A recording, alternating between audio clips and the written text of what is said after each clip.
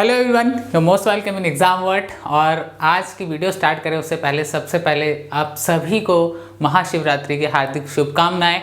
जैसा हमने अपने लास्ट वीडियो में कहा था आपको कि अब हम जो करंट अफेयर आपको यहाँ प्रोवाइड करवा रहे हैं वो करंट अफेयर डायरेक्टली कनेक्ट करता है आपके CU CET, आपके जो यूनिवर्सिटी लेवल के एंट्रेंसेस होते हैं उन सभी एंट्रेंसेस को ये कवर करता है। और कहीं ना कहीं ये जो करंट अफेयर है आपके लिए बहुत हेल्पफुल होगा आपके एग्जाम्स में।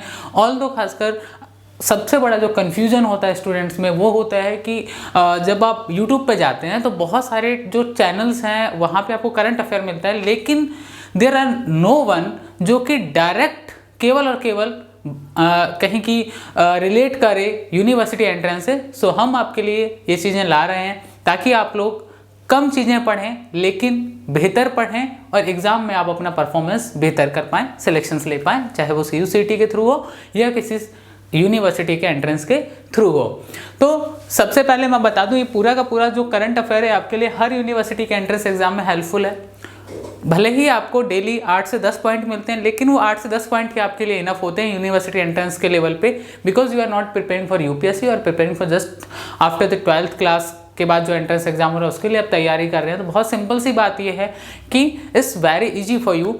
सो यहाँ हैक्टिक नहीं होना है, चीज़ों को बहुत ज़्यादा नहीं पढ़ना होता है, लिमिटेड चीज़ें होती हैं लेकिन आपको प्रॉपर पता नहीं होता है। तो आप जो करंट अफेयर है, डेली करंट अफेयर है, हम उसका PDF भी प्रोवाइड करा रहे हैं, फ्री करंट अफेयर है। आप इसका जो PDF है वो एग्जाम वर्ल्ड ऑफिशियल टेलीग्राम जो चैनल है हमारा वहाँ से ले सकते हैं। ऑल्दो आप क्लासेस भी ज्वाइन कर सकते हो, उसके रिलेटेड डिटेल भी वहाँ अवेलेबल है। तो एग्जाम वर्ल्ड ऑफिशियल में आपको विजुअल्स के साथ PDF जो है वो मिल जाता है, उसमें आपको पूरा कंटेंट रहता है, साथ में विजुअल्स रहते हैं, आपको याद करने में बहुत आसानी रहती है। बाकी वीडियो कैसे लगते हैं कमेंट सेक्शन में जरूर लिखा करिए ताकि हम और चीज़ों में इंप्रूव कर पाएँ। अगर आपका कोई सजेशन है वो भी आप कमेंट सेक्शन में लिख सकते हैं। सो सीधा हम स्टार्ट करते हैं आज के करंट अफेयर से। और आज का जो करंट अफेयर स्टार्ट होता है वो तो है आज के डे से, क्योंकि मुझे लगता है कि आपको हर एक डे पता होना चाहिए कि उस दिन कौन सा दिवस मनाया जाता है। ठीक है, तो सबसे पहले आज की अगर हम बात करें March 1 की बात करते हैं तो March 1 को जो डे बनाया जाता है उस डे का नाम होता है जीरो डिस्क्रिमिनेशन डे। अब डिस्क्रिमिनेशन आप जानते हैं कि डिस्क्रिमिनेशन से रिलेटेड जो ये डे है ये स्टार्ट किया गया था 2014 में। सबसे पहले 2014 में बनाया गया था। 2014 में जब ये डे बनाया गया था तो ये किसके द्वारा बनाया गया? UN के द्वारा। ठीक है, कि डिस्क्रिमिनेशन से रिलेटेड है और इस डे को मनाया जाता है 1 मार्च को। ठीक है, हर 1 मार्च को ये बनाया जाता है। दूसरा हमारे पास जो आता है वो आता है गेम से रिलेटेड। आप अगर यूनिवर्सिटी एंट्रेंसेस में देखेंगे तो आपको बहुत सारे ऐसे क्वेश्चंस देखने को मिलते हैं जो गेम से रिलेटेड होते हैं, टूर्नामेंट से रिलेटेड होते हैं, कप से रिलेटेड होते हैं। तो आपने देखा होगा, चाहे ऑस्ट्रेलियन ओपन की बात करें, हम फ्रेंच ओपन की बात करें या फिर मैक्सिकन ओपन की बात करें, चाहे US ओपन जो US में होता है, विंबलडन की बात करें, यहाँ से रिलेटेड क्वेश्चन आपको देखने को मिलते हैं, ट्रॉफीज से क्वेश्चन देखने को मिलते हैं। ऑल्दो आप देखेंगे अगर तो हॉकी से रिलेटेड टूर्नामेंट से भी क्वेश्चन देखने को मिल जाते हैं। तो यहाँ पे जो हमारे सामने है वो है 2022 का Mexican open tennis tournament. Mexican open tennis tournament जो है 2022 का, उसको जीता है राफेल नडाल ने। राफेल नडाल का कई बार क्या है कि कंट्री पूछ लेता है कि किस कंट्री से आते हैं ये। तो ये जो खिलाड़ी है ये स्पेन से है।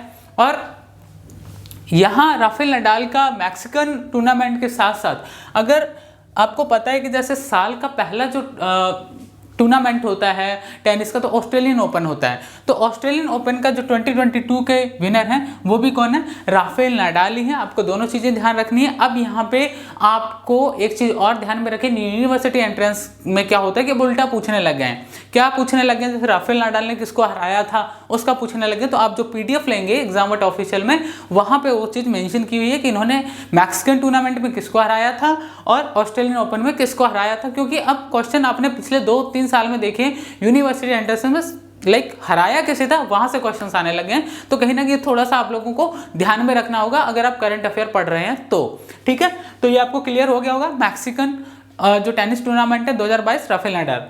और अगला आता है हमारे पास रशिया। अब करंट अफेयर चल रहा है और इन दोनों रशिया की बात ना हो, यूक्रेन की बात ना हो, इम्पॉसिबल। बिकॉज आपको पता है जैसे कि पूरा एक वॉर चल रहा है रशिया और यूक्रेन के बीच में। डेली हम देख रहे हैं अपने न्यूज़ चैनल्स को, देखिए वर्ल्ड के जितने न्यूज़ चैनल्स उठा के देखेंगे तो वहाँ पे एक चीज़ दिख रही है कि आज बात हो रही है यूक्रेन और रशिया की, क्या होना है क्या नहीं होना, क्या चल रहा है, क्यों हो रहा है, इनके ऊपर चर्चा चल रही है। और इसी बीच में क्या हो रहा है, रशिया के ऊपर बहुत सारे बैन लगाए जा रहे हैं। अब रशिया के ऊपर बैन लगाए जा रहे हैं तो उसी बैन की कड़ी में एक और बैन लगाया गया रशिया के ऊपर। रशिया को सस्पेंड कर दिया गया, उसकी मेंबरशिप को सस्पेंड कर दिया गया गाइस। वो कर दिया गया है किससे, आपका जो काउंसिल ऑफ यूरोप है, ठीक है। काउंसिल ऑफ यूरोप एक ऐसी ऑर्गेनाइजेशन है जो कि ह्यूमन राइट्स के लिए काम करती है, ठीक है। मैं थोड़ा सा आपको बता दूं कि जो काउंसिल ऑफ यूरोप है ये एक्चुअली में क्या है, इसका एस्टेब्लिशमेंट कब हुआ था, हेडक्वार्टर कहाँ है, तो काउंसिल ऑफ यूरोप का एस्टेब्लिशमेंट हुआ था 1949 में। और इसी के साथ साथ इसका जो हेडक्वार्टर वो स्ट्रासबर्ग में है। और स्ट्रासबर्ग आपको पता है फ्रांस में, स्ट्रासबर्ग में और भी कई हेडक्वार्टर्स हैं, तो वो आप लोग पढ़ सकते हैं ऑर्गेनाइजेशंस में। उसके अलावा ऑफिशियल लैंग्वेज की अगर हम बात करें तो इसका जो ऑफिशियल लैंग्वेज है वो इंग्लिश और फ्रेंच है, बाकी जर्मन वगैरह इसकी वर्किंग लैंग्वेज है, तो वो ऑफिशियल लैंग्वेज में काउंट नहीं होती है। तो आपको ये ध्यान में रखना है, रशिया को किससे सस्पेंड कर दिया, काउंसिल ऑफ यूरोप से, जो उसकी मेंबरशिप है वो सस्पेंड कर दी गई है। और यहाँ पे दूसरी जो सबसे इंपॉर्टेंट चीज़ है वो ये है कि काउंसिल ऑफ यूरोप का एस्टेब्लिशमेंट ईयर, और ये किस तरह का ऑर्गेनाइजेशन है, ये किस तरह का ह्यूमन राइट्स ऑर्गेनाइजेशन है। उसके अलावा यहाँ ऑफिशियल लैंग्वेज जो है वो इसकी इंग्लिश और फ्रेंच है, ठीक है। इसके बाद बहुत इंपॉर्टेंट पॉइंट आता है, मैं 2 पॉइंट आपको एक साथ बताऊंगा, क्वेश्चन नंबर 4 और 7, ये दोनों मैं आपको बताऊंगा। यहाँ पे सबसे पहले आता है आपका ऑपरेशन गंगा। ऑपरेशन गंगा क्या है, आप देख रहे हैं न्यूज़ में कि इंडिया के लगभग 20,000 स्टूडेंट्स यूक्रेन में फंसे हुए थे। 20,000 स्टूडेंट वहाँ के अलग अलग मेडिकल कॉलेजेस में MBBS की पढ़ाई करने के लिए जाते हैं, क्योंकि आप जैसा कि जानते हैं इंडिया में 25 लाख पे एक मेडिकल कॉलेज है, ठीक है। अब इंडिया के अंदर सबको सीट्स मिलती नहीं है, गवर्नमेंट कॉलेजेस में इतनी सीट है भी नहीं, अराउंड 70,000 के अराउंड में कुछ सीट्स हैं। अब यहाँ पे पॉइंट क्या है कि बाकी स्टूडेंट जो डॉक्टर बनने का सपना लेके बैठे हैं, लगभग 15 से 16 लाख हर साल नीट में बैठते हैं, तो वो क्या करते हैं कि जो यूक्रेन है वहाँ पे सस्ती है एजुकेशन, खासकर मेडिकल की, लगभग 25 लाख रुपए में वहाँ पे आपका MBBS हो जाता है, मैक्सिमम 25 लाख, ठीक है। 25 लाख में आपका पूरा का पूरा MBBS हो जाता है। इसलिए क्या है, बहुत बड़ी संख्या में स्टूडेंट्स जाते हैं विदेश पढ़ाई करने, और यूक्रेन खासकर उसमें। और वहाँ से आगे क्या होता है कि जो मेडिकल काउंसिल ऑफ इंडिया है वो क्या करती है, एक टेस्ट लेती है, उस टेस्ट को क्लियर करने के बाद वो इंडिया में प्रैक्टिस कर सकते हैं। तो यहाँ पे सबसे इंपॉर्टेंट क्या हो जाता है कि ये लोग नीट में सिलेक्ट, इंडिया में गवर्नमेंट कॉलेज नहीं मिलने की वजह से या फिर इंडिया में मेडिकल की पढ़ाई महंगी होने की वजह से ये लोग जाते हैं यूक्रेन। लेकिन अब अचानक से वॉर हो गया तो ये लोग वहाँ फंस गए।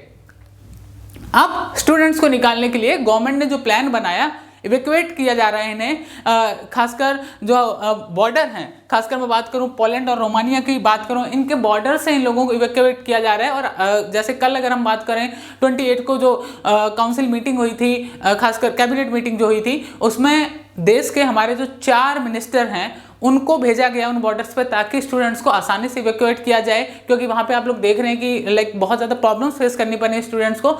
तो वो जो पूरा का पूरा मिशन है उसे नाम दिया गया ऑपरेशन गंगा। बहुत इंपॉर्टेंट है आपके करंट अफेयर का। ऑपरेशन गंगा किससे रिलेटेड है, इवैक्यूएशन जो किया जा रहा है स्टूडेंट्स का यूक्रेन से, उससे रिलेटेड है। कहाँ बॉर्डर से किया जा रहा है, पोलैंड और रोमानिया के बॉर्डर से किया जा रहा है। तो ये आपको ध्यान में रखना होगा, मिशन ऑपरेशन गंगा, सॉरी, ठीक है, तो ये याद रखिएगा। उसके बाद एक मैं ऑपरेशन और बताता हूँ, 7 नंबर जो ये पॉइंट है ये है ऑपरेशन देवी शक्ति, ठीक है। ऑपरेशन देवी शक्ति क्या था, आपको खूब याद होगा, अफगानिस्तान के अंदर तालिबान ने कब्जा कर लिया था 2021 में। और तालिबान ने जब कब्जा किया था तो आपने देखा था कि पूरी दुनिया की जो कंट्रीज हैं वो अपने अपने लोगों को इवैक्यूएट कर रही थी वहाँ से। तो हमारे यहाँ भी हमारे जो इंडियन एयरफोर्स के हरक्यूलिस विमान से हमारी इंडियन गवर्नमेंट ने भी हमारे जो भारतीय थे जो वहाँ काम कर रहे थे उनको सबको इवैक्यूएट किया था वहाँ से। और वो जो इवैक्यूएट किया था तो उस टाइम जिस मिशन के थ्रू उनको इवैक्यूएट किया गया था उस मिशन का नाम था ऑपरेशन देवी शक्ति, और ये अफगानिस्तान से तालिबान के टाइम पे चलाया गया था, ठीक है। दोनों बहुत इंपॉर्टेंट है। हो सकता है आपसे ऑपरेशन गंगा पूछा जाए या हो सकता है आपसे ऑपरेशन देवी शक्ति पूछा जाए, क्योंकि पिछले यूनिवर्सिटी एग्जाम में ऑपरेशन देवी शक्ति से रिलेटेड क्वेश्चन नहीं दिया था। तो कई बार यूनिवर्सिटीज क्या करती है, 1 साल पुराना भी उठा लेती हैं, ठीक है। उसके अलावा यहाँ पे एक आता है कि सेबी जो है, सेबी की जब हम बात करते हैं, सेबी की पहली महिला जो चेयरपर्सन है वो कौन बनी है, तो वो जो माधवी पुरी बुच है, ये भारत में पहली बार सेबी की कोई महिला चेयरपर्सन बनी है, ठीक है। तो ये आपको ध्यान में रखना है। उसके अलावा एक जो आपके पास बचता है, लास्ट है हमारा, वो है इंटरनेशनल जूडो फेडरेशन। अब इंटरनेशनल जूडो फेडरेशन क्या है, यहाँ पे फिर रशिया का कनेक्शन आ रहा है। इंटरनेशनल जूडो फेडरेशन की चर्चा आज क्यों हो रही है, और ये हम यहाँ क्यों बता रहे हैं उसके पीछे रीजन बताता हूँ। आपको 2014 याद होगा, अगर 2014 याद नहीं है तो एक बार याद कर लीजिए। 2014 में क्या हुआ था कि जो रशिया है उसने क्या किया था, क्रीमिया जो है उस पर कब्जा किया था। ठीक है, आपको याद होगा क्रीमिया पे कब्जा किया था, और क्रीमिया पे जब कब्जा किया था तब 2014 में रशिया मेंबर हुआ करता था G8 का। ठीक है, तो रशिया को 2014 में क्या किया कि G8 से निकाल दिया गया था, और ये आज किस नाम से जाना जाता है, G7, ग्रुप ऑफ 7 के नाम से जाना जाता है। 2014 तक ये हुआ करता था G8। ठीक है, ये क्वेश्चन JNU में और भी कई यूनिवर्सिटी एंट्रेंसेस में, ऑल दो कॉम्पिटिशन्स के एग्जाम में भी कई बार पूछा गया कि भाई G8 G7 कैसे हुआ, यानी कि G7 कब बना, तो ये कब बन गया G7 2014 में, उससे पहले क्या होता था G8, या फिर सीधा पूछ लेते रशिया को इससे कब निकाला गया, तो 2014 में निकाला गया था जब क्रीमिया को इसने कब्जा किया था, क्रीमिया पे अटैक किया था। ठीक है, अब हम बात करते हैं अब ये इसे कहाँ से, अब यहाँ रशिया को बहुत सारी ऑर्गेनाइजेशंस अलग थलग करने में लगी हुई हैं, इनके स्टूडेंट्स तक को निकाला जा रहा है, अलग अलग विदेशों में जो यूनिवर्सिटी वहाँ से निकाला जा रहा है। लेकिन यहाँ पे बात करते हैं पुतिन साहब की।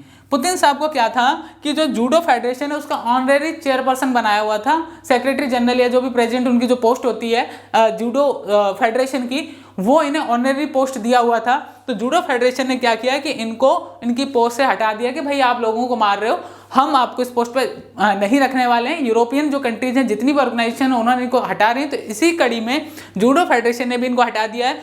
अब आप लोगों के मन में एक और आ जाए, सर जूडो फेडरेशन की हमने बात कर ली, तो जूडो फेडरेशन का हेडक्वार्टर कहाँ पे है, तो इसका जो जूडो फेडरेशन का हेडक्वार्टर है वो कहाँ पे है, हंगरी में है। तो ये आपका पूरा का पूरा आज का करंट अफेयर था, और करंट अफेयर का PDF आपको लेना है तो ज्वाइन द एग्जामवट ऑफिशियल। यहाँ आप जाके टेलीग्राम पे जब सर्च करेंगे एग्जामवट ऑफिशियल तो आप ज्वाइन कर सकते हैं, लिंक आपको डिस्क्रिप्शन में दिया गया है। ये पूरा का पूरा जो कंटेंट है only for university entrance exams. ठीक है, आपको बहुत हेल्प मिलेगा, आपको बहुत एक्स्ट्रा नहीं पढ़ना पड़ेगा, टोटली फ्री आपको PDF मिल रहा है। एग्जामवट ऑफिशियल ज्वाइन करना, वहाँ से आपको मिल जाएगा। और यूनिवर्सिटी एंट्रेंसेस की अगर कोई क्लासेस भी ज्वाइन करना चाहता है उसके डिटेल्स भी आपको एग्जामवट ऑफिशियल में मिल जाएंगे, हमारे कॉन्टैक्ट नंबर भी दिए गए, वहाँ पे भी जाके क्लासेस ज्वाइन कर सकते हैं। सो नया बैच स्टार्ट हो रहा है आज से। Thank you very much and see you in